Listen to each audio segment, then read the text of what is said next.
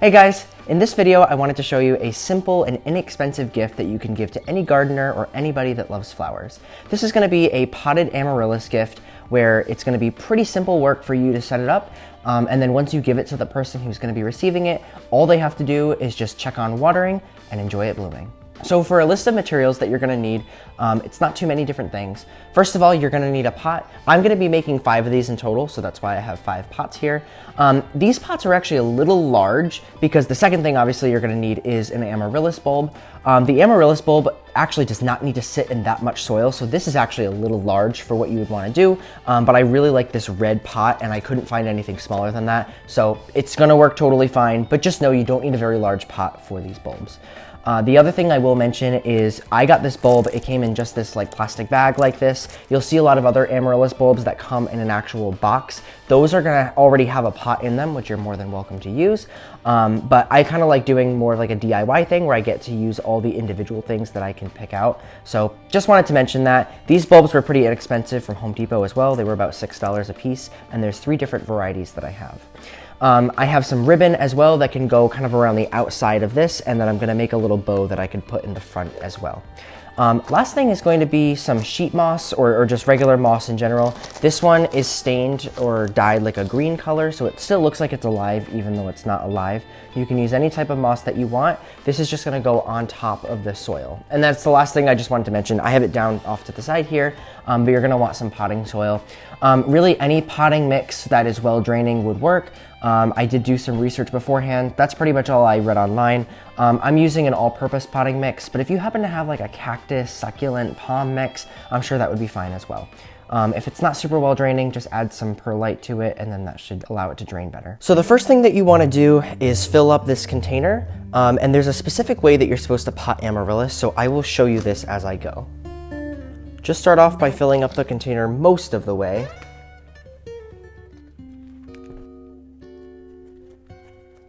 Okay, so now once you get it to about this point, what you want to do when you plant the amaryllis is none of this portion, the top portion, is actually going to be covered in soil. It's only kind of, you really only need to bury like halfway down, but I usually go a little bit higher, just until you kind of get to this lip where it starts to go more vertical. The rest of that does not need to be covered. So let me add a little bit more soil to this.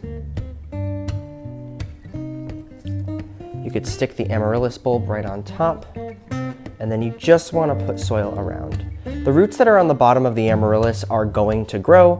You don't need to worry about doing anything too crazy with them right now. But the biggest thing is you don't want the pot to, or you don't want the bulb to end up rotting. So just stick it in here. I'm not pressing too hard, just gently, just to keep the bulb in place. You want to make sure that the bulb is standing kind of straight up. You don't want it to be crooked at all. I'm going to add just a little bit more. It's going to make a little bit of a mess, but as long as you're working in a space that you can clean up, shouldn't be too big of a deal. All right. Now that we got this, I'm going to get this soil out of the way, and then you can grab your moss. So I'm going to use just a little bit. This entire bag is going to be plenty for 5, and I'll have plenty left over as well. But you can kind of just put moss on top. This is just to be a decorative effect on top of the soil, so that way you can kind of look at something else besides here. And then if you wanted to add anything else to the top of this, then you can do that during this step as well.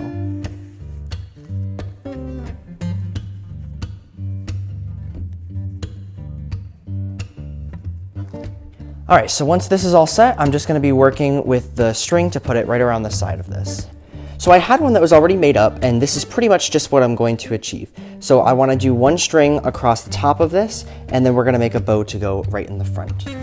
So what I need to do with this is first of all determine the length that I need to go around here. It's just easier to do this all at once, and then you can just cut it. So now that I've got this, I'll grab my scissors, which I'm assuming these are very festive for this time of year.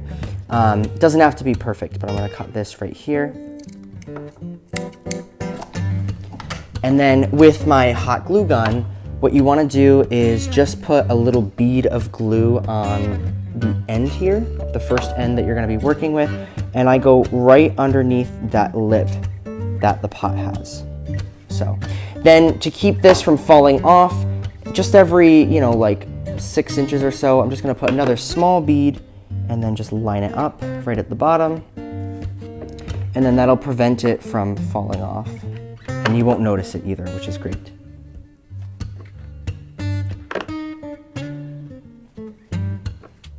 Once I get to the end, I'm just gonna put a little bit more here, and then it's gonna go right on top. You wanna make sure you have a little extra left over, because I'm actually gonna glue the bow right here so you won't even see this crease. So now I'm gonna make my bow. You can use floral wire if you want. I'm actually just gonna hot glue it because it works well and I don't have any floral wire with me. I'm making kind of an unconventional bow because I've never learned how to properly do it, but I have the tail here. I'm gonna wrap this first string around and just see what size I want it to make. I'm gonna try to copy the other one as best as I can. I'm gonna put a little dot of glue there. Just try to hold it as best as I can. Stick that there. So we got one down. And then I just kind of think of it as I go. So this next one can be like this. Push it out a little bit. And then for the rest of them, I kind of put a bead where the spot is that it's going to go. And then I can kind of adjust this as I work on it.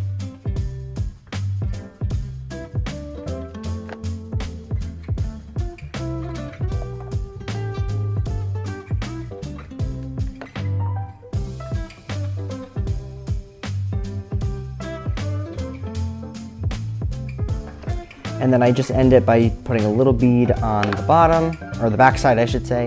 I kind of wrap it around,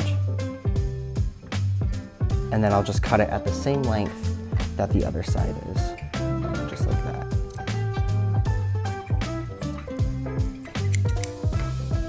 Once you've made your bow, you can just put a little bit of glue right on the back, and then you can stick it right in the front. And that's it. So in total, this probably took about 3 minutes to put together. So shouldn't take very long, especially if you want to make a bunch of these for all your friends and family.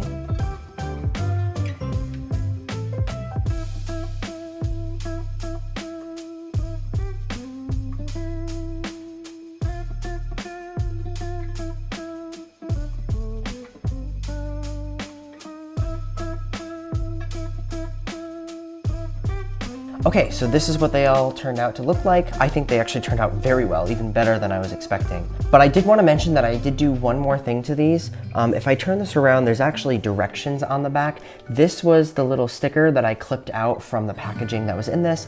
They may not all have this, but there's actually a little bit of information at the bottom too that does tell you how to take care of it, temperatures, light requirements, all that kind of stuff. But generally for amaryllis, they're gonna wanna be in a bright indirect spot, and then around 70 to 75 degrees is gonna be best for them to grow. I did water them in one time as well, just to make sure that the soil wasn't too dry, but then you really don't wanna water them again until they actually start putting on some growth. Once they do start growing, make sure that you keep them consistently moist, not too wet, but not too dry either, and they'll be totally fine. There's also directions on here too that says what to do afterwards with them, so your amaryllis should hopefully give all that information as well. So at this point, if you are doing this and you have a party to go to, or it's almost Christmas time or whatever, these are ready to gift right now. They can just stay like this. If you want to have them actually blooming and they look like they're in this stage, you're gonna wanna do this at least 5 or 6 weeks in advance. These are gonna be starting to grow by the time that it is Christmas time when I give these to everybody, but they're not gonna be flowering yet. And I would rather do it so it's too early versus too late, because worst case, you don't want them to bloom and then the blooms don't look all that great by the time you give it to somebody. So just make sure that you think about the timing for these. And I didn't mention this at the beginning, but some of the amaryllis bulbs I noticed when I was at the store picking these up, some of them were starting to grow quite a bit in those containers, and they actually were pressing against the side of the plastic, which made them bend. I tried to pick out ones that were just starting to grow that didn't really have much of a bend to them, so that way they can really start to grow up straight. If they are bending, even as they do start to grow, you may need to get a stake to support them, but generally they're pretty much all right. You can always adjust them in the container once they start to grow, so that way they do go straight up. But yeah, besides that, that's pretty much all I have for you in this video. Give this video a thumbs up if you did enjoy this, and if you're gonna make your own. I'd love to hear feedback from you guys if you do end up making your own. And if you follow me on Instagram, I think I have a link down in the description. You can send me pictures of these too, because I would love to see those. All right, besides that, I hope you guys liked this video, and I will see you in the next one.